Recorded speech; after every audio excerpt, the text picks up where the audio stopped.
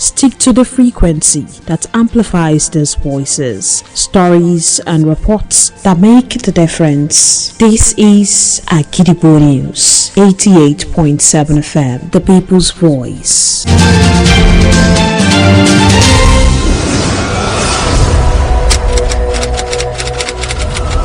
This is Kunle Amzat Studio, Agidigbo 88.7 FM. Welcome to News Around the World.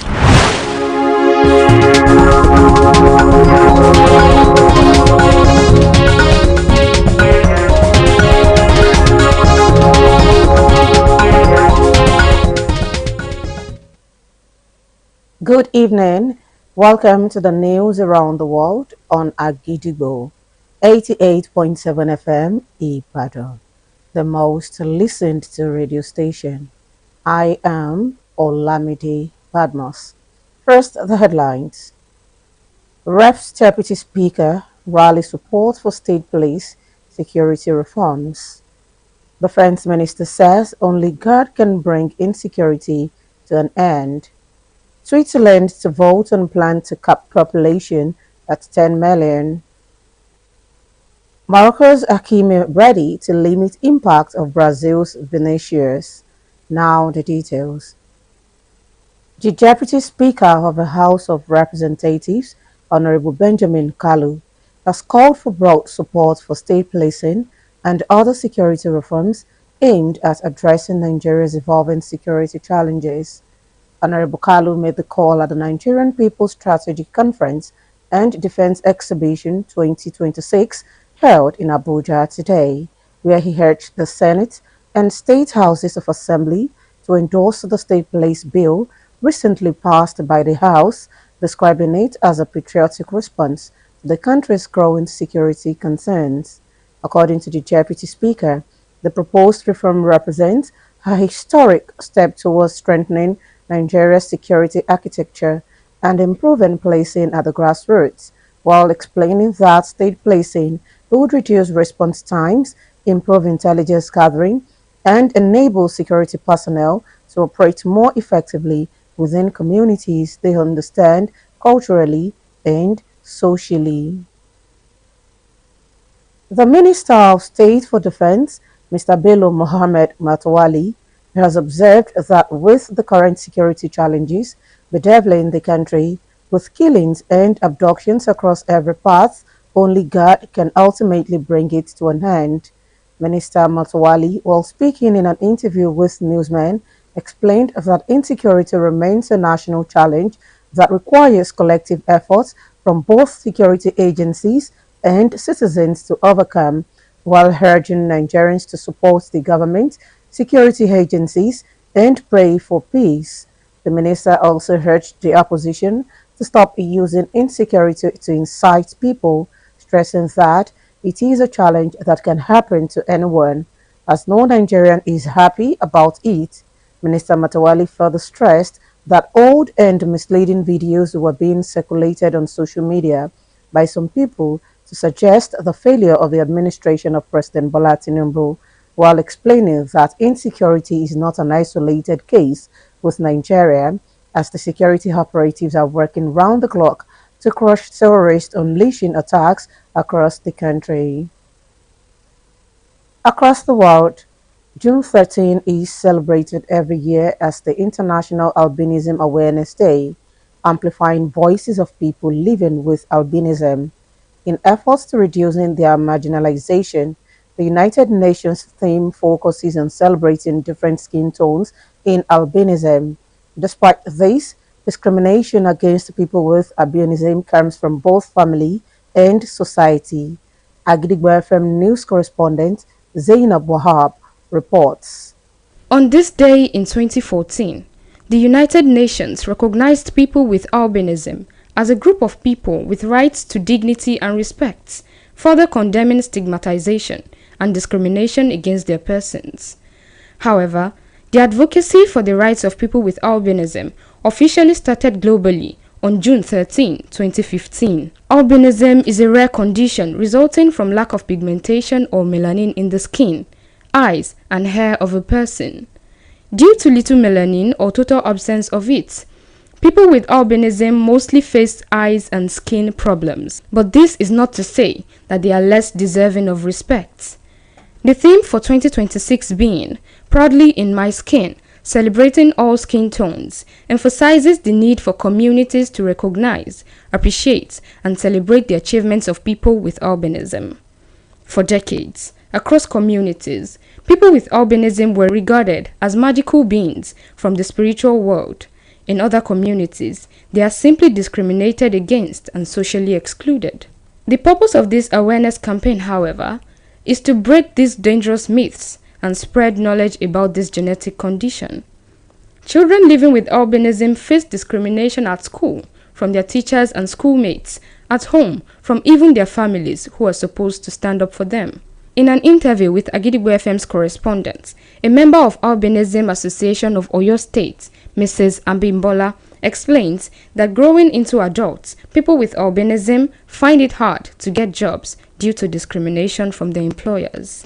This misconception that people have that any person with albinism they are this, they are that, they are fragile, maybe they can't give back. Some people say they're like just to use them and dump them, which is not so. It is not the right thing to do.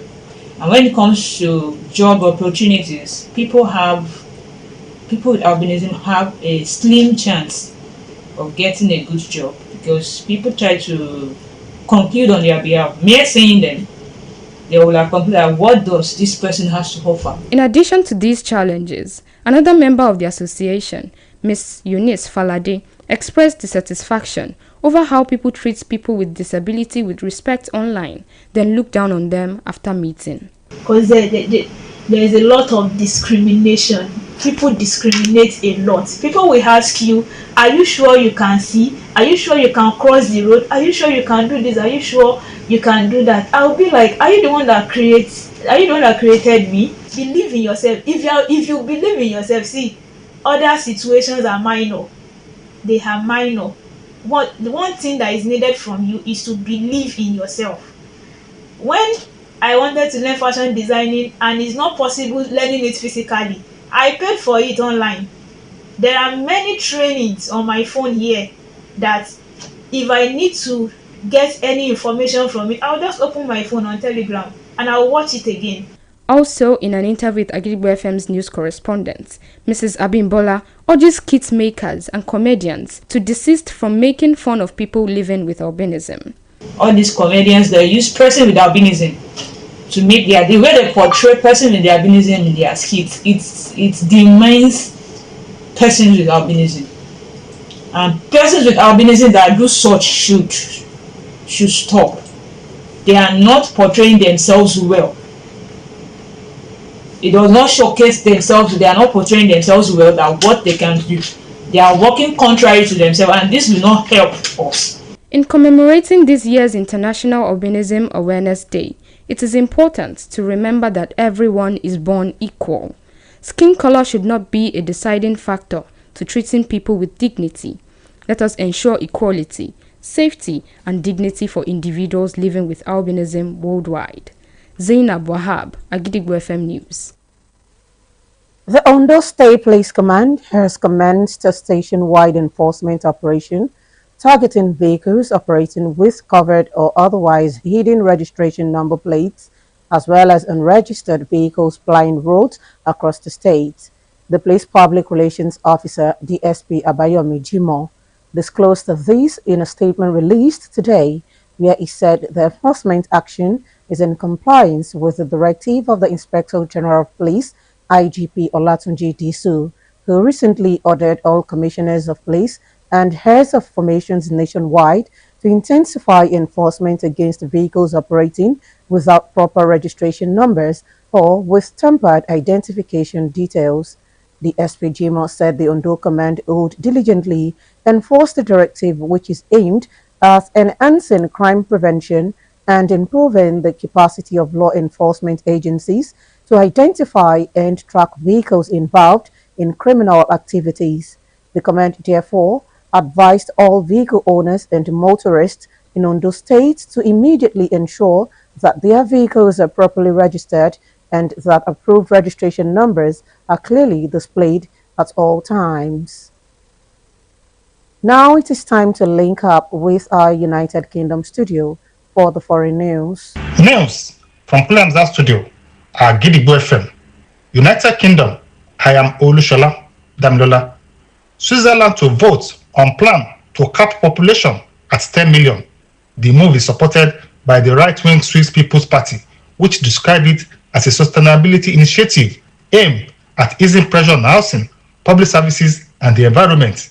The Swiss government, all other major parties, business leaders, and trade unions have called the proposal a chaos initiative, arguing it will deprive hospitals and hotels of much-needed staff, and it will also damage the hard-won relations with the European Union, leaving the country isolated in a very risky world. Switzerland's population has grown rapidly since 2002, when it stood at 7.3 million. Now, it is 9.1 million, 27% of whom are foreign residents. Many voters are concerned by overcrowded trains, expensive apartments, and rising health costs. Although the latest opinion polls indicate this could be a very close vote. Workers began removing President Donald Trump's name from an exterior wall of the Kennedy Center earlier today. This comes after the historic performing arts venue missed a deadline to comply with a federal judge ruling to remove Trump's name from the building and asked for additional time to carry out the directive. U.S. District Judge Casey Cooper had set a deadline of 11:59 p.m. yesterday for the center to certify compliance with his order. The signage bearing Trump's name was installed in December after the Board of Trustees voted to include his name to honor the president. And that ends the news from Punyamza Studio at Gidigbo FM. United Kingdom, I am Olushola Damilola. Welcome back. Now in the exciting world of sport, Morocco right back Hakimi and Brazil left winger Vinicius are set to go head-to-head at MetLife Stadium today at 11 p.m. Nigerian time. The pair have met previously in the UEFA Champions League and FIFA Club World Cup for their respective club sides, Paris Saint-Germain and Real Madrid. Hakimi said he knows what to expect in what could be one of the Group C fixtures' key battles, as Morocco will match up well against five-time champions Brazil. Meanwhile, Morocco coach Mohamed Houabi said he is hoping that his attention to Carlo Ancelotti's coaching career might give him an advantage, as Ancelotti is set to take charge of his first World Cup game after a successful club career with Milan, Chelsea, PSG, and Madrid. After their opener against Brazil, Morocco will face Haiti and Scotland in their next two group stage matches. To wrap up the news this evening, here is a recap of the headlines. Reps Deputy Speaker rallies support for state police security reforms. Defense Minister says only God can bring insecurity to an end. Switzerland to vote and plan to cap population at 10 million. Morocco's Hakimi ready to limit impact on Brazil's Vinicius. Don't forget that you can listen to us live on our website www.agidigbo88.7fm.com. You can also download our mobile app on Google Play Store and iOS. Simply search for Agidigbo 88.7 FM. Follow us on Facebook at Agidigbo 88.7 FM, on Twitter and Instagram at Agidigbo 887 FM, and subscribe to our YouTube channel. If you have news stories and tips for us, contact our newsroom on 070-8714-4865 or send us a mail on newsroom@agidigbo887fm.com. And before we go this evening, here is a quick tip. Trust in yourself is not only built through successful repetitions, but also through failed ones. Finally, we have come to the end of the news around the world on Agidigbo 88.7 FM Ibadan, the most listened to radio station. I am OLAMIDE BADMUS. Thank you for listening. Good evening. News is information, and information is power. At Agidigbo 88.7 FM, we bring the news from top to bottom. The Oyo State Independent Electoral Commission (OISEC) has called for continuous collaboration. We bring you reports from Oyo State. The Oyo State House of Assembly has called for thorough investigation. Southwest Nigeria and the rest of the world. Has clarified that the body did not receive any cash support from international development. Trust us to keep you informed every hour, every day. Agidigbo 88.7 FM.